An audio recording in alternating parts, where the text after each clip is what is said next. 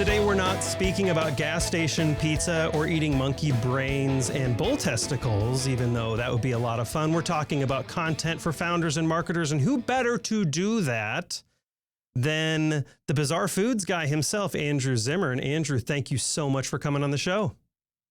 Nice to be here. First time I saw you interviewing people was Family Dinner on Magnolia Network, and I was immediately asking, how is this guy interviewing like 6 to 8 people simultaneously that don't have a lot of like background and prep material for you to use? You're doing a lot of pre-work, but it's your team doing some of it and kind of sneaking you some notes and doing a little reconnaissance for some of this. Is there a balance you've, talking about interviews and creating content, like tons of marketers and founders are doing this now, trying to create great content to connect with their customer emotionally. So is there a balance? Can your team overshare so you feel scripted? Have you instructed them to share only a certain 100%. amount? Yeah, where's that balance for interview prep? 100%. I just enough. I mean, you literally, because their job is to film. They don't know when I'm going to say, okay, my cup's full, got enough, and you just stop it there. I think you also, and it really goes back to the first point that I made, you really have to be a really good listener. I mean, if you had to have one skill as a talker, it's be a great listener.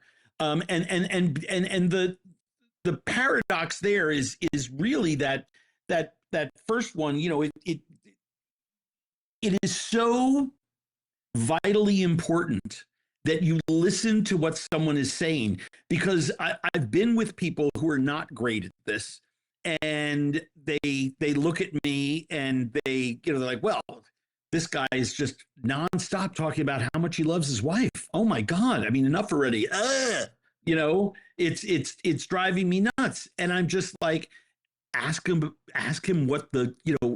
what she does that annoys him the most.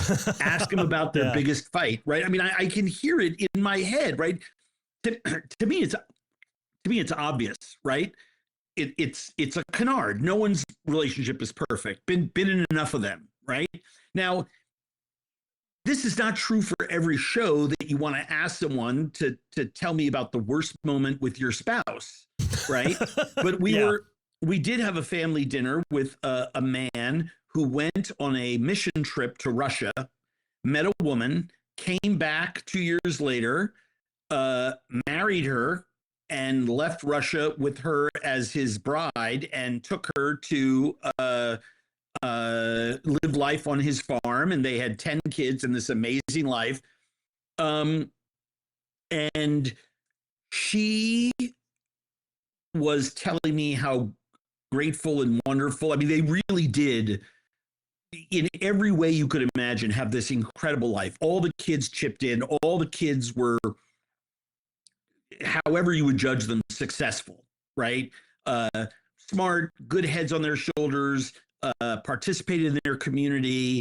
The dad was great. The mom was a lot of fun and brought her Russian culture into the house. And there was such a great dynamic amongst all of them. I realized that the show was going to be so boring. I needed to change it up. And I realized I was thinking in my head during a break, they're changing batteries or tape in the cameras or something. Crew's getting a 15-minute bathroom and snack break, whatever. I was like, I got to get one of these family members alone. And, because as a group, they were and they're used to doing everything as a group. They plant as a group. They harvest as a group. They go to church as a group. They eat meals as a group. Interesting. They cook as a group, right? So they do everything as a group. And I'm just so they take cues from each other, and that would be harder to interview them. So as a listener and as a highly evolved listener, I just had to say to myself, okay, that's what's going on here. Know it, see it. Who's the obvious person to talk to? Mom. So I just had the director just, get all the kids outside, shoot B-roll, tell them to play soccer or whatever. Dad was out at the grill cooking the chicken. And I had the camera come in with me and I'm helping mom. She's, oh, you don't have to help me clean up. I'm like, yeah, we start rolling cameras. What was it like in Russia growing up? Interesting. She starts talking. You meet this man, you're coming to America. I said, what'd you bring? She said, I had one suitcase. Mm. And I said, what was in the suitcase? And I just made the whole interview about what was in the suitcase. And fascinating. It was probably one of the best conversations that I've had with someone. We didn't use a lot of it in the show, but it was so contrasty with the tone of the rest of the half-hour segment of the half-hour episode. She brought a couple of her favorite clothes. She didn't have books. She didn't have, so I was able to talk to her about not having certain possessions in Russia that you would expect her to have, that this was a life ring that was tossed to her by this man to come to America, and I asked her the question I think people would be afraid to ask. So you can't have fear if you're interviewing. And I said, did you love him then, or did you fall in love with him once you got to America? Wow. It's, and she said, she told me the answer I thought she would give me, which was both. Of course, was I in love with the idea of him and wound up falling in love with all of them here? Yeah, maybe, but it was just an amazingly candid moment. And I think, you're asking me to talk about myself and about my successes so that others may learn from them. So, part of that seems a little egotistical, but I'm comfortable enough at my age to admit that I know how to interview someone. Well, and so let me go back to... let me just finish. The point being, be a good listener. If the road is flat, that's boring. Flat road, right. Boring. Go deep. If you're talking about how much you love your wife, I'm going to ask you about what do you do when you don't? When the road is flat and this woman is telling me, oh, this is this beautiful, magical life, it's always been great. Think to yourself, when would be a time that wasn't the case? And you can even say to someone, when was the time that wasn't the case? And they would be like, well, it's always been the case. I'm like, really? Even when you left Russia, you didn't speak English and you're coming to America and you're going to marry this guy that you knew for 2 weeks, 1 year, and for 2 weeks, 2 years later? Like, how does that work? Like, find the thing you can't relate to and make them explain it. A lot of this is very high level interview stuff that you've picked up, I'm assuming, over years and years of doing this, putting in the reps. So, I mean, I think one lesson is put in the reps because you're going to be terrible at first. But there are two themes here that almost sound more like they're coming out of CSI than a food host and a chef. Two themes. One is you asked her, I'm going to go back to what you said earlier. You mentioned you being almost an attorney. You're asking questions, kind of generally knowing where they're going to go.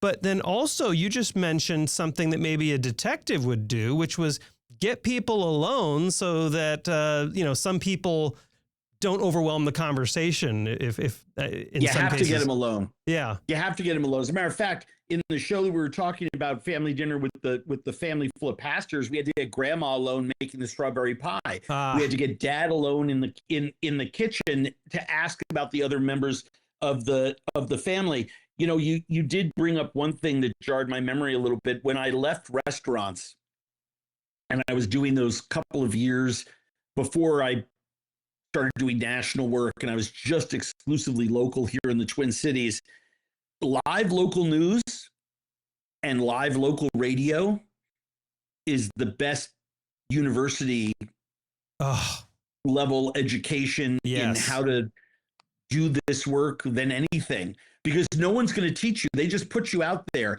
and the audience expects you to entertain them, but they expect you also to interview. You're interviewing when I was doing live local news, they sent me the first Halloween. I went out to Seaver's Corn Maze. I'm doing 5 live remotes from Seaver's Corn Maze. The first 2 or 3 before the sun rises, right? Yeah, great. And you're. I just left work the other day. I show up at 4:30 in the morning out at the location. I look at the equipment. We have 2 little handheld lights. I'm like, how are we going to do this? I called back to the station. I said, you're not giving me the tools to do my job properly. They're like, figure it out. Your first hit is in 20 minutes. Nice. So my first hit was me holding the light under my face like the Blair Witch Project and running through the maze. Oh, yeah, that's smart. Oh, that is smart.